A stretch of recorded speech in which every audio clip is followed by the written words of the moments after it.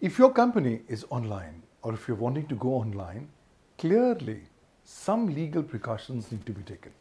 If you are a company that's incorporated in India or you want to target computers, computer systems or computer networks that are physically located in India, then you will have to ensure compliance with the prevailing law in India. India has in place its cyber law, being the Information Technology Act 2000. This particular legislation has been amended by the Information Technology Amendment Act 2008.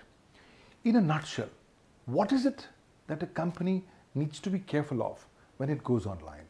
The first thing is that it needs to ensure that its operations are in compliance with the prevailing law, being the Information Technology Act 2000. Number two, you will have to ensure that whatever information that you are generating, transmitting, sending or receiving, you must be in a position to legally retain it in the right legal manner. The IT Act 2000 and the rules made thereunder have certain parameters that will need to be complied with by any company that wants to go online or that is already online for its business operations. Another major thing that you need to be careful about is that you need to keep your computer platform in a secure manner so that others cannot unauthorizedly come inside and either secure access or copy, download or extract data, introduce any computer contaminant or virus, or in any case disrupt or damage the working of your relevant computer platform. Further, you will also be required to adopt and implement reasonable security practices and procedures in case if your company is dealing with sensitive personal data.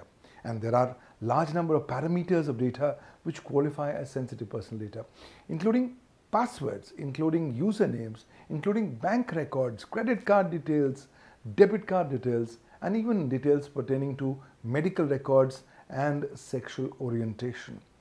In case if your platform is misused for any criminal activity, you have to remember that the law enforcement could reach out to your company and your top management could be in trouble. And finally, if you're a company who's online, you have to be alive to the basic fact that your company is an intermediary under the Information Technology Act 2000.